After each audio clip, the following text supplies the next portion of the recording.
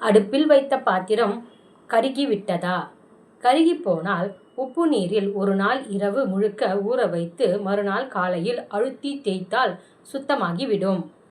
கூட்டோ குழம்போ கொதித்த பின் தீ எரியும் அளவை குறைத்து விட்டால் எரிபொருள் சிக்கனம் செய்யலாம்.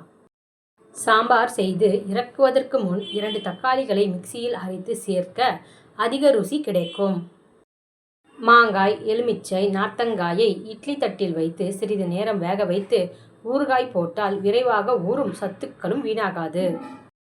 அரிசி, தானியங்களை வைக்கும் டப்பாவில் பூச்சிகள் தொல்லை இருந்தால் அதில் பூண்டு அல்லது மஞ்சள் துண்டுகளை போட்டால் பூச்சிகள் அண்டாது.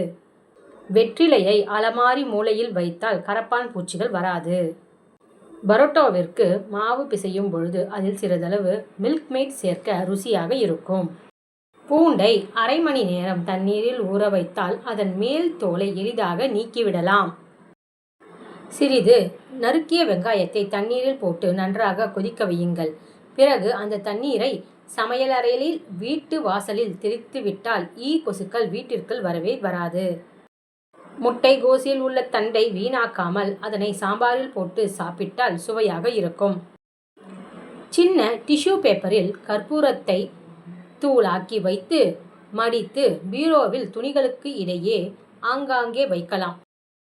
புத்தகம் அடுக்கி வைத்திருக்கும் அலமாரியிலும் வைக்கலாம். சின்ன சின்ன பூச்சிகள் தொந்தரவுகள் இருக்காது, கெட்ட வாடையும் வீசாது.